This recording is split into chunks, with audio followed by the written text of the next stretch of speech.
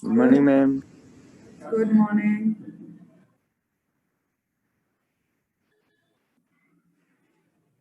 Why people are coming so late and so slow?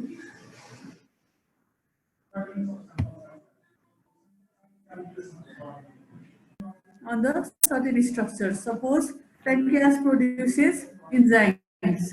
That enzyme acts on the digestion of food by pouring into the duodenum, isn't it? Yes, pancreatic enzyme helps in the digestion and absorption in the upper portion of duodenum, sometimes even in stomach, especially in the duodenum.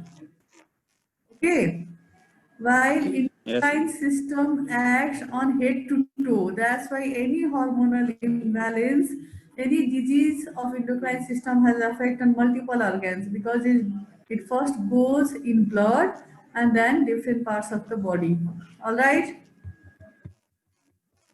Okay. What is empty shella syndrome? Roshan Shrestha.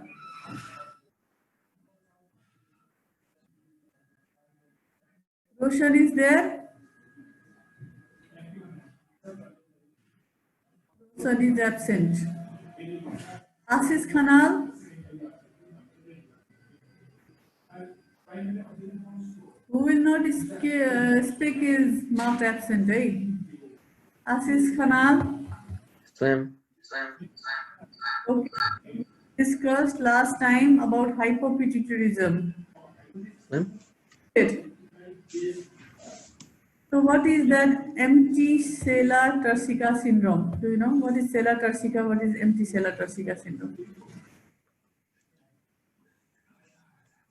Ma'am. What is empty cellar Tarsica syndrome?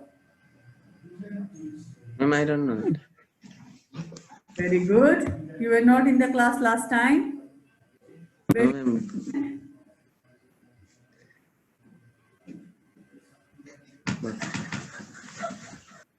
Aditya Jha with very horrible picture. This should be your profile picture for your classroom, Aditya Jha.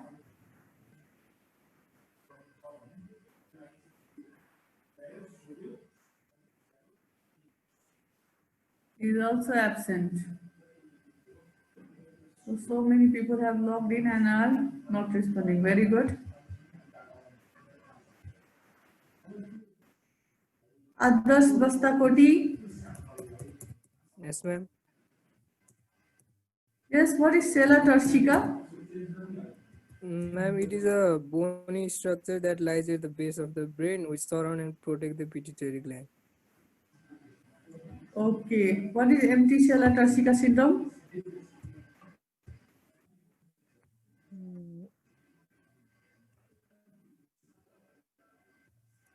Any idea? No, ma'am. Shinhan syndrome, any idea?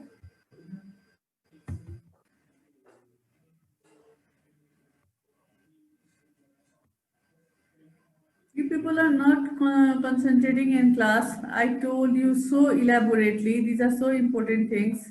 Already you are in online, in virtual classes. There are whole day to revise and read. You have no postings, nothing, no practical classes, only 2 hour class. And in that also, if you don't concentrate, how will you cover your MBBS? It's not only about passing the exam. It is also about your knowledge.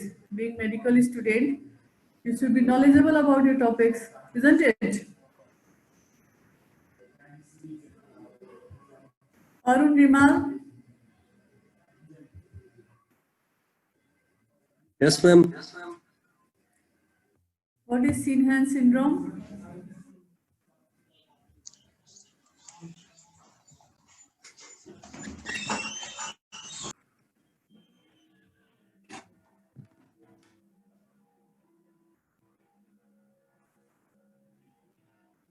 It takes so much time to tell Sinhan syndrome. Ma'am, it is a disorder where there will be jogging movements with the face, hand, and feet. What? Sorry, ma'am. What are you talking about? Mukesh,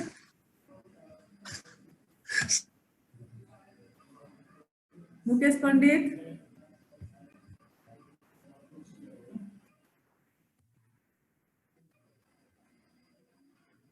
Namuna Pun? Mukesh Pandit absent. Yes, ma'am. Namuna Pun? Namuna Pun is there or not? Yes, ma'am. Okay, what is Sinahan syndrome? It is postpartum pituitary gland necrosis caused due. Why does it happen? It happens because of excessive bleeding during delivery. Okay, great. And then any symptoms you know? Agalacturia, ma'am. What is that? It means the lactating gland does not produce milk. And what is that lactating gland? Mammary gland. Okay. Okay, great. Thank you. At least someone spoke. All right, we are studying. Last time we discussed about hypopituitarism. Today we are studying hyperpituitarism. If you study, you will be benefited. If you don't study, it is just a formality. I will present some slides and the class is over. It is up to you whether you want to study properly or you want to do time pass. Because already you people are compromised because of this COVID time and virtual classes, and in that also if people don't have time, you just think yourself what kind of doctor you will be. Anyways, now what is hyperpituitarism? Okay, so we know what is pituitary gland. It is a small bean-shaped structure that lies in the base of the brain, in the bony structure known as sella turcica. Okay, and it has two lobes, anterior pituitary and posterior pituitary. When we say pituitary related disease or hormones, mostly we refer to anterior pituitary because there are only few hormones that is produced by posterior pituitary with relatively fewer diseases in posterior pituitary. Okay, and it produces trophic hormones. Trophic hormones means that affects others to produce more hormone. Okay, trophic hormone or releasing hormones, producing hormones. All right. So what are the glands on which pituitary hormones act? They act on adrenal, thyroid, and it can act on any other gland. So what happens if there is hyperpituitarism? If anterior pituitary hyperpituitarism is there or hyperactivity is there, there will be more growth hormone. Okay, there will be more cortisols because of adrenocorticotropic hormone, isn't it? So that will cause, if growth hormone is more, there will be condition known as gigantism and acromegaly, or sometimes combination acromegalic gigantism. If there is more adrenocorticotropic hormone and subsequently cortisols, then there will be Cushing's disease. Similarly, as we talked about, if there will be hypoactivity, it can be dwarfism. Okay. In posterior pituitary, there is a hormone that is known as antidiuretic hormone. As the name suggests, it causes antidiuresis, means it controls the urine volume. It concentrates the urine volume. Okay. So in renal physiology, you must have studied the role of ADH in concentration of urine. If ADH is deficient or absent, then there will be syndrome of, if the ADH is hyperactive, there will be syndrome of inappropriate hypersecretion, that is known as SIADH, SIAD. Okay, syndrome of inappropriate hypersecretion, and if it is lacking, there will be more diluted urine, and that condition is known as diabetes insipidus. Normally, when we say diabetes, it is diabetes mellitus. When you have to talk about insipidus, you have to mention full diabetes insipidus. Okay. So what is hyperpituitarism? What is hyperpituitarism? The sign and symptoms for any pituitary disease can fall into either hyperpituitarism or hypopituitarism. Hyperpituitarism arises when there is excessive secretion of trophic hormones. Hypopituitarism is caused by deficiency of those trophic hormones. Hyperpituitarism mostly occurs because there is pituitary tumor, mostly pituitary adenoma. Though it is benign tumor, adenoma is a benign tumor because it is intracranial tumor. Its effect, and because it produces hormones, its effect is equivalent to malignancy because it erodes the sella turcica, it compresses the other structure as it grows. Okay, sometimes even extra pituitary lesions can cause hypopituitarism. Similarly, what may be the cause of hypopituitarism? There can be surgical damage, there can be head injury, there can be vascular injury like ischemic injury, the clots, or say stroke. Okay, then radiation and some inflammatory lesions. Now coming to cause of hyperpituitarism. Most important cause of hyperpituitarism is pituitary adenoma. What is it? It is a benign neoplasm that produces hormone. Okay, the trophic hormones which is normally produced by pituitary, that hormone is produced in increased amount. Why? Because normal cells are excessive growing in this. Adenoma is benign lesion. Benign lesion means they resemble the normal structure, but they are forming a tumor, a mass.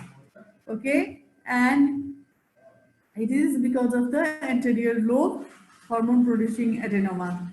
So on the basis of the hormone production, pituitary adenomas are classified, and how they are diagnosed, which hormone is produced. One, we do blood assay of the hormones, other we do the tissue immunohistochemical stains. These neoplastic cells, they are detected by, further we will mention as IHC. Immunohistochemistry is referred as IHC in short. So by IHC staining, okay, that is performed on the tissue section that is taken from the tumor, we can do IHC and we can identify which type of tumor is it, what kind of function is it. Then on the basis of this hormone production, this pituitary adenoma can be classified as functioning or non-functional or non-functioning. Functioning means it produces hormone, non-functioning means it does not produce hormone, and such things are called null adenoma. We also discussed last time. Okay, and some of the adenomas are silent adenomas, means they produce hormone but only at the tissue level. When we do immunohistochemistry of the tissue, they stain for certain hormones, for example growth hormone, but when we examine, when we do blood assay, there is no excessive growth hormone. Pen चाहिए दाई.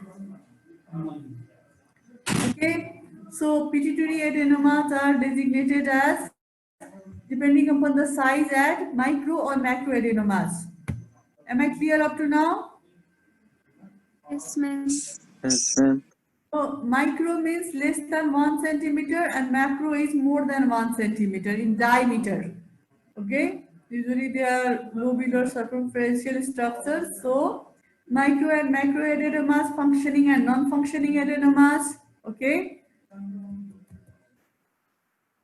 Now these non-functioning adenomas, because they do not produce hormones, they growing and growing, and because of that, when they are diagnosed, they are usually diagnosed when they are already macroadenomas. Now what is the effect of macroadenomas? Because of their large size, they encroach upon the other adjacent structures, leading to hypopituitarism. Normally, the adenomas, the mass producing lesions, are usually responsible for hyperpituitarism, isn't it?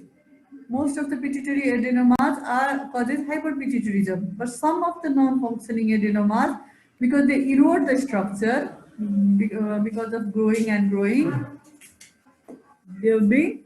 कति 15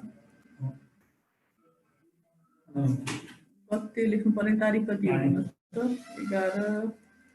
11 भनेको ऊ हो यो 30.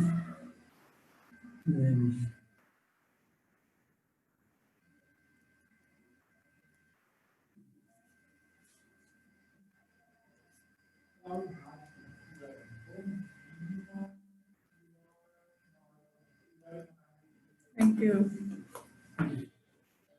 Sorry for the interruption. So non-functioning adenoma causes hypopituitarism. Now, most common, as we are saying repeatedly, most common cause of hyperpituitarism is anterior lobe adenoma. And that anterior lobe adenoma can be functioning and non-functioning. Now, what are those functioning adenomas that are causing hyperpituitarism? So they can be lactotroph adenoma, they can be other adenoma like somatotroph adenomas, okay? There can be growth hormone adenomas, growth hormone producing adenomas, there can be corticotroph adenomas, all right? So we will go in detail. Somatotroph, lactotroph, corticotroph. At least that much you should know. Now in lactotroph adenoma, which hormone is produced? Prolactin. Prolactin secreting adenomas. The lactotroph adenomas are secreting prolactin. They are one of the frequent type of hyperfunctioning pituitary adenoma and constitute almost 30% of the cases that is diagnosed. Okay. All right. And as I said, the functioning adenomas are detected on the tissue immunohistochemistry here. We detect prolactin in the cytoplasm of the neoplastic cells. These lactotroph adenomas ranges from microadenoma to macroadenoma with the mass effect. Okay. Now, because in reproductive age, normally also women produce prolactins, isn't it? And they are normally they have got periods, normal cycle. So when there is increase in amount of prolactin and when they go in amenorrhea, prolactin causes amenorrhea, so they get investigated and they are diagnosed on time. Prolactinomas is diagnosed at an earlier stage in women who are at the reproductive stage because of the obvious clinical sign and symptoms. However, it is subtle in men and older women in whom the tumor may reach a very big size before coming to the clinical attention. Okay, because there is no much clinical features, peripheral symptoms are not much there.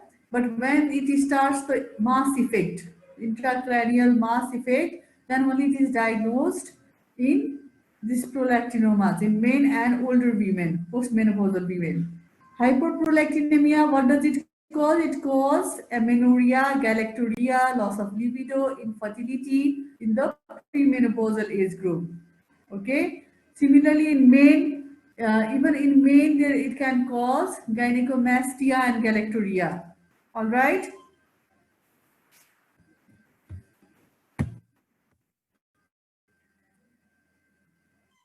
Hyperprolactinemia in mild forms is a feature of some benign conditions like it is high in pregnancy, estrogen therapy, renal failure, hypothyroidism, hypothalamic lesions, and dopamine inhibiting drugs. So one should rule out the common causes. Okay, whether the patient is pregnant or is in renal failure or there is some drugs taken by which causes increase in prolactin levels. One should rule out those conditions before talking about prolactinoma that causes hyperprolactinemia. Okay. Now there is one condition known as the Stuck effect. Any mass that is present in supracellular compartment may disturb the influence of hypothalamus, the inhibitory influence of hypothalamus on prolactin secretion. Okay. Suppose in the peripheral blood, the level of the normal physiological level of prolactin is normal, isn't it? Then what happens? There will be a negative feedback mechanism to hypothalamus. So hypothalamus will inhibit prolactin secretion from pituitary.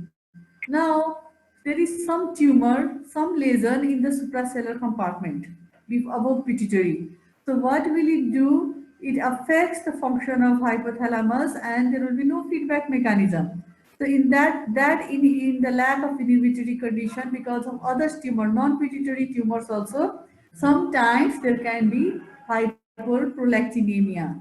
So if there is such condition, this condition is known as Stuck effect. There is no primary pituitary adenoma, there is no prolactinoma. Okay, the tissue does not state for prolactin, but still there is hyperprolactinemia because of supracellular tumors, which causes inhibition or lack of or disturbance of inhibitory effect of hypothalamus. So that condition is known as Stark effect. This can be one of the favorite question of some of the examiners. You must know the terminology. So because of there are some variations that all hyperprolactinemia are not caused by prolactinoma. It can be caused by Stark effect. It can be caused by some other tumors. It can be caused by some other benign conditions. So if there is only mild elevation of serum prolactin, means only the level is less than 200 microgram per liter, and even if the patient has pituitary adenoma on radiology, it does not indicate that this tumor can be prolactin secreting neoplasm. We should think of other differential diagnosis. Now coming to another type of adenoma, which is somatotroph adenoma. Somatotroph भनेको somato भनेको के? Anyone? Vegetative. All right, so in this there is growth hormone secreting somatotroph adenomas, and they are after the lactotroph adenomas. They are second most common type of the functioning pituitary adenoma. And what does it cause? In children where there is no epiphyseal fusion, it can cause gigantism. In adults who have already got the epiphyseal fusion, it causes acromegaly. Okay. What happens in these somatotrophic adenomas, growth hormone releasing adenomas? There is persistent production of growth hormone in excess amount. So what will happen? It stimulates one insulin-like growth factor from liver. Okay, liver produces insulin-like growth factor 1, IGF-1. So growth hormone stimulates this hepatic secretion of insulin-like growth factor. And in conjunction with growth hormone itself, आफू त छँदैछ जसले चाहिँ growth गराउँछ, यसले IGF-1 लाई पनि stimulate गर्छ. दुईजना मिलेर के गर्छ त इन conjunction they induce overgrowth of bones as well as muscle. Okay, bones as well as muscle.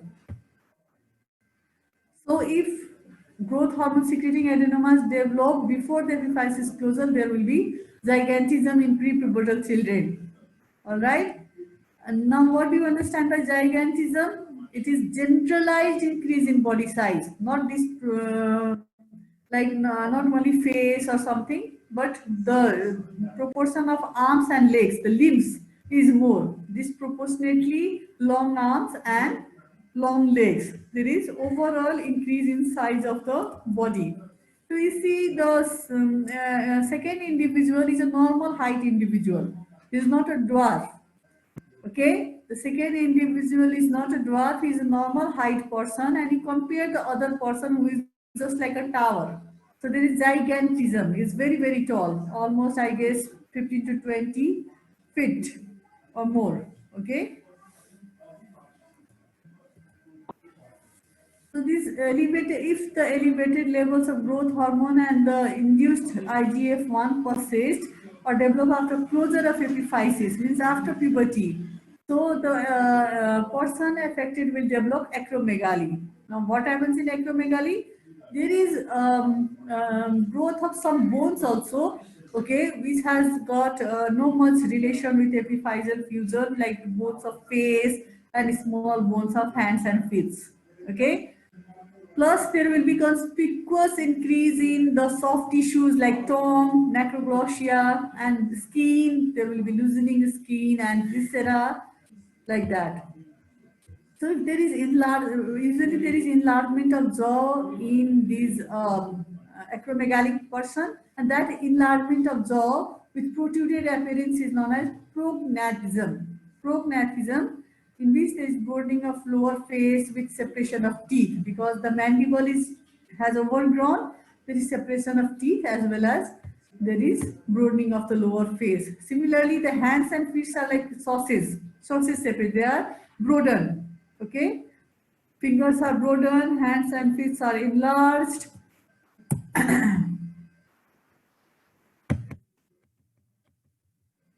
So here you can see the picture. This person, his mandible is enlarged. Okay, his appearance is changed, and see the fingers, they are sausage like. There is like beaded appearance. I know it is called sausage shaped. And because it is after epiphyseal fusion, the appearance is like that. And apart from this, there will be increased intracranial pressure or mass effect because these are growing tumors. Okay, so these are some of the signs and symptoms. Especially we asked you signs of prognathism, interdental separation, large tongue. Macroglossia is one of the features because soft tissue is also increased. Hirsutism, greasy skin is there. The hand is spade-like. Spade भनेको के? The feet are spade-like. Okay.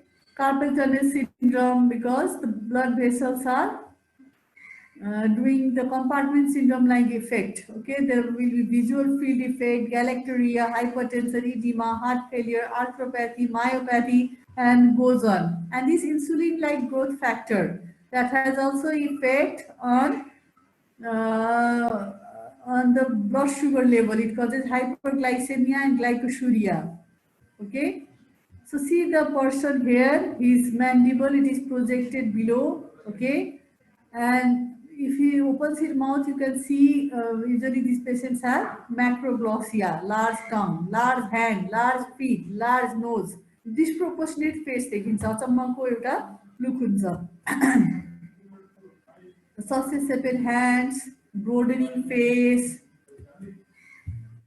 and this persistent hormone growth hormone excess, which is associated with production of IGF-1, has metabolic abnormalities. It also causes diabetes mellitus. So most of the patients who are gigant and acromegalic have got diabetes mellitus. Okay, because it causes peripheral insulin resistance. Now, what are the tests we can do? How we can evaluate that this condition is true acromegaly and gigantism, or say the person, because every time we cannot assess growth hormone in all the laboratories, so we can do oral glucose tolerance test. If that is abnormal with a clinically symptomatic or the person who has got that signs, you can do oral glucose tolerance test. There is failure to suppress growth hormone production in response to an oral load of glucose. Okay, normally if growth hormone we give certain amount of oral load of glucose and we assay the growth hormone, it is reduced because it has also effect on that. So that is one of the diagnostic test in simple laboratories. Other manifestation that can occur with the growth hormone excess, apart from this gigantism, acromegaly, and diabetes mellitus, there can be gonadal dysfunction, muscle weakness, hypertension, arthritis, heart failure, okay, and it's increased risk of GI malignancy. So there are so many things given in the signs. And ultimately, if we get to do the tissue examination from the tumor, then we can see growth hormone producing adenomas composed of densely or sparsely granulated cells. Almost all the functioning tumors have granulated cells because they are secreting different type of hormones. They are granular, and the ISC staining will definitely demonstrate what kind of hormone is it, whether it is lactotroph adenoma or somatotroph adenoma or something else. All right, clear till now? Yes, ma'am. Okay, there is only 3.5 minutes left. So we'll continue with this time only. We will not readmit. Okay, now diagnosis is done. Now we'll start corticotroph adenomas. Corticotroph adenomas are the adenomas which is because of the functioning, because of the production, excessive production of adrenocorticotrophic hormone. Adrenocorticotrophic hormone from pituitary, anterior pituitary. What does it cause? It causes hypersecretion or hyperactivity of adrenal. It stimulates adrenal gland, and adrenal gland will produce more cortisol. Okay, so ultimately what will happen with this adrenocorticotrophic hormone production? There will be hypercortisolism.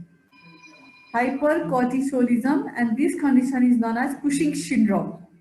Cushing's syndrome can also be caused by some other diseases of adrenal gland. Ultimately, corticotroph adenomas pituitaryबाट adrenocorticotrophic hormone आयो, त्यसले directly केही गर्दैन, त्यसले adrenal stimulate गर्छ corticosteroid बनाउनलाई, cortisols बनाउनलाई. So ultimately the effect is of hypercorticolism, apart from the mass effect of the adenoma, right? So even the local causes of adrenal gland can cause Cushing syndrome. Okay, so the word Cushing syndrome, when the hypercortisolism is caused by production of ACTH by pituitary gland, we call it Cushing disease. And if it is non-specific, we don't know whether it is pituitary or it is adrenal, because Cushing, we call it Cushing syndrome. So some examiners ask, what is the difference between Cushing syndrome and Cushing disease? Symptomatically, they both are same. In both, there is hypercortisolism. But if it is confirmed that it is caused by the pituitary adenoma that produces adrenocorticotropic hormone, it is called Cushing disease, and this name is coined after the name of the neurosurgeon Harvey Cushing, who first described this Cushing syndrome. Okay. Most of these adrenocorticotropic hormone producing adenomas are small. They are microadenomas at the time of diagnosis. They are past positive. They stain periodic acid shift stain positive because there is accumulation of glycosylated protein. Okay, adrenocorticotropic hormone is glycosylated protein and it stays glycogen. Okay, they can also be specifically detected by IHC. So anyone asks what is the definite diagnosis of these adenomas? That is immunohistochemistry staining the particular molecule. Now we have less than 1 minute, so I will just cover it. Cushing syndrome, which is Cushing disease, is coined after the neurosurgeon Harvey Cushing. It is anterior pituitary adenoma in which there is increased amount of adrenocorticotropic hormone that ultimately stimulates adrenal gland to cause hypercortisolism. Now, what is Nelson syndrome? Just like Stark effect, there is another syndrome known as Nelson syndrome. It is clinically aggressive corticotroph adenomas which occurs after surgery of adrenal.